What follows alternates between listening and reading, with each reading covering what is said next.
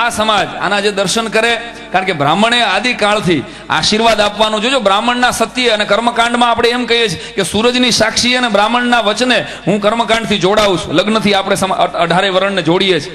એ સૂરજની સાક્ષીએ અને બ્રાહ્મણના વચને આવું વાક્ય બોલીએ છીએ આપણે, બ્રાહ્મણના વચને હું આ કર્મકાંડથી જોડાઉં છું. જેટલો 18 વર્ણને સૂરજ માથે ભરોસો છે એટલો બ્રાહ્મણના વચન માથે ભરોસો છે. ભલા માણસ, ઈ સમાજમાં આપણે ધન્ય છીએ કે આપણે ઈ સમાજમાંથી જન્મીએ છીએ કે 10 વર્ષનો છોકરો હોય ને તો એ અદા કહેવાય ને એને પગે લાગે. 18 વર્ણનો સમાજ ત્યારે રાજી થવા જેવી વાત છે.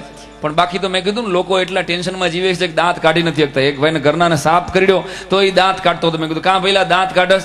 તારા ઘરનાને સાફ કર્યો, ડોક્ટર પાસે લઈ જા. એ મને કે સાંઈરામ, એ સાફ કરડવા નથી આવતો, એ દર અઠવાડિયે ઝેર રિચાર્જ કરાવવા માટે આવે છે. આને એટલે બંગડીના ખોબા જીને લાગ્યા છે એ હજી દાંત નહીં કાઢી શકે. જોજો, બાજુમાં બેઠો હોય છે તો એ દહની નોટ કાઢશે, આમ બેઠો રહે. હા, જાયમું નહીં પૂરા હાથે. તું ઘેરે આય, ખબર પડે કેમ આવું તું જમાવજે તો ખરા. એક દીકરાની જનોઈ દેવાટાણે કેટલી વિહે હો થાય ને ખબર પડે સાહેબ. ત્યારે સમાજ ભેગો થઈને આવું સરસ કામ કરતો. ત્યારે મારા વાલા વરહજો મોજથી, હે, કારણ કે આવું ટાણું નહીં આવે ફરીવાર. અને એટલે વાત કરું, બાકી રાજી નથી થતા અમુક માણસો. બંગડીના ખોબા મેં કીધું ને, જેને લાગ્યા એ હજર. એક તમે કહેવત સાંભળી છે, પતિ થયો એ પતી ગયો. મેં એમાં થોડોક સુધારો કર્યો છે કે બચી ગયો એ બાજપેયી થયો.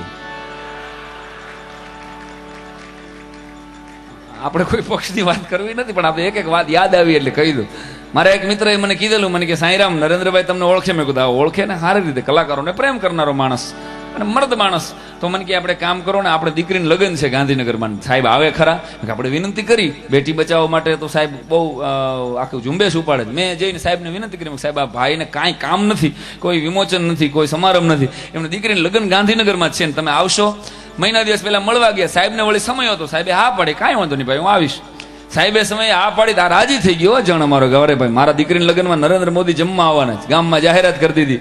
8 વાગે સાહેબે આવવાનો સમય આપ્યો તો 7 વાગે એની સિક્યુરિટી વાળા આવ્યા. Z+ વાળા કાળા બધા કપડા માથે બાંધેલા. આવી અને ઘરમાં મોનથાળના ટેબલ રાખ્યા હતા, એ ઉડાડી નાખ્યા. દાળ બાળ ઢોરી નાખીને ભાત ઉથલાવીને ટેન્શનમાં ઓલોની બીપી વધી ગયો કે ભાઈ નરેન્દ્ર મોદી જમવા આવવાના છે ને તમે આ સિક્યુરિટી વાળા શું કરો? એક સિક્યુરિટી વાળા એટલું કીધું કે નરેન્દ્ર મોદી ખાતાય નથી ને ખાવા દેતાય નથી. બાલ્કનીમાં નથી સમજાણો હજી, કાંઈ વાંધો નહીં. અમુકને 2011માં બીજા યજ્ઞો પવિત્રમાં ટપા પડશે. અરે કીધું આમ ખાવાની ક્યાં ના પડે ભાવેશભાઈ. પણ આપણે નરેન્દ્રભાઈનું કીધું અને ભાજપનું કીધું અને કોંગ્રેસનું ન કીધું. કોંગ્રેસને કેટલું ખોટું લાગ્યું.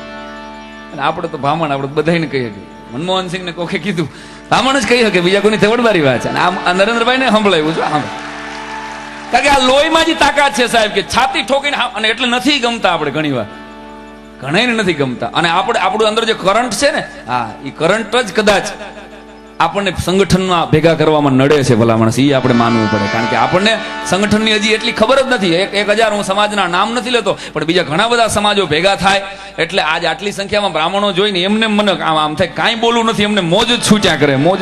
હું ભાવનગરનો ઠાકોર હોત તો 5 ગામડા દઈ દે તમને બધાને. એવી મોજ છૂટે છે. હું કામ? કારણ કે ભેગો નથી થતો. કારણ કે આપણે બહુ બુદ્ધિશાળી સમાજ, અને એ બુદ્ધિ આપણને સંગઠનમાં નડે છે. આપણો સમાજ ઉપગ્રહ છોડી શકે પણ પૂર્વગ્રહ નથી છોડી શકતો. ભલા માણસ, એના માટેની આપણે મહેનત કરવાની છે કે આપણો પૂર્વગ્રહ હટી જાય, આપણો અંગત સ્વાર્થમાં હટી જાય, મારો સમાજ ભેગો થાય છે. બસ આથી મોટી. અને તું એક ભાવેશભાઈ, હું આવ્યો ત્યારે બહુ સરસ વાત કરીને ફરી દોહરાવું છું હું કે તું કેવો બ્રાહ્મણ છો. અહીંયા આપણી સોય હજી અટકી ગયેલી છે. એ આજના યજ્ઞોપવિતમાંથી એક પ્રતિજ્ઞા લઈને આ હવનના ધુમાડા હારે ઉઠજો કે તું કેવો બ્રાહ્મણ છે એ કોઈને પૂછવું નહીં. તું બ્રાહ્મણ છો ભલા માણસ, તારા ખંભે જનોય છે, તું મારો ભાઈ છે.